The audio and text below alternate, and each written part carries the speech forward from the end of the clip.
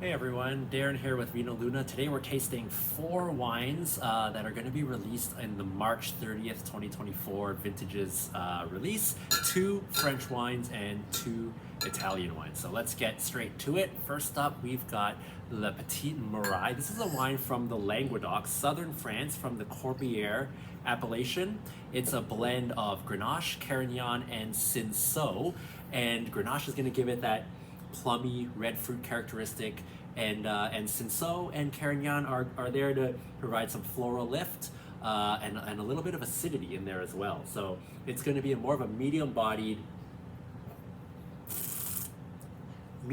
wine, lots of crunchy red fruit, a little bit of that extra ripeness from the Grenache, not an oaky wine, good weeknight style sipper, good with your basic burgers and pasta, this kind of thing. Great value wine from the Languedoc, as always. Second wine from France, we've got L'Orme de Rosan Gassier.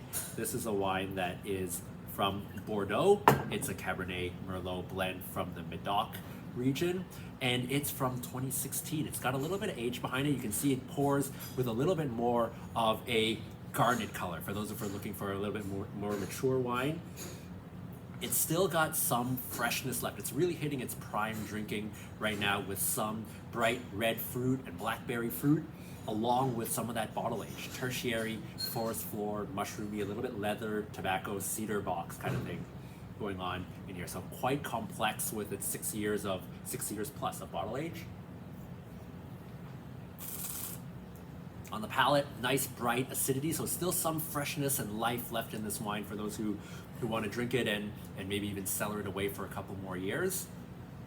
The fruit is still there, some dried flowers, and a lot of cigar box, tobacco and leather, and cedar aromas in this wine. Very, very long, complex finish for a nice aged, mature Bordeaux wine. So we've got 2 French wines that we just tried.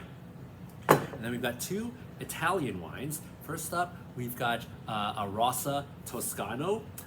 This is from Poggio al Vento. It's 70% Sangiovese, 20% Merlot, and 10% Canaiolo. So very classic Tuscan blend. On the nose, spiritually, it's very similar to this wine where you've got some bright fruit characteristic, but that Sangiovese in our Tuscan wine is giving it a little bit more of a dried herbal note, and a little bit more of that kind of like green tomato leaf character as well. On the palate, nice bright level of acidity. Sangiovese is going to give us good amount of acidity, a little bit more dustier tannin, so it can send up to a little bit more sharper cheeses.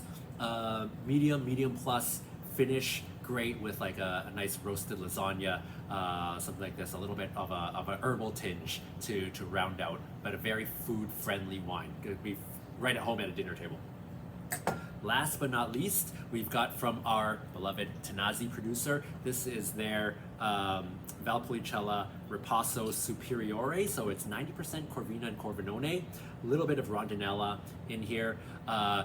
This is one of our most prized Amarone producers. And so as a Ripasso, this Ripasso is going to benefit from a lot of exposure to those Amarone grape skins. Right off the bat, you're getting some pepperiness. You're getting kind of like confected red fruit, really juicy, and even like a candied kind of note. Palate, full-bodied, rich, enough acidity to kind of balance out that kind of candied characteristic in this wine as well. Good with barbecue, roasted meats, Chinese pork barbecue rice comes to mind for this wine. But again, very friendly. This is a real good crowd-pleasing wine at its price point. So we've got, again, 2 Italian wines and 2 French wines in our upcoming March release. A little bit of something for everybody in this lineup. Hope you enjoyed this tasting. Would love to have your feedback in these wines if you ever have a chance. Put in the comments below.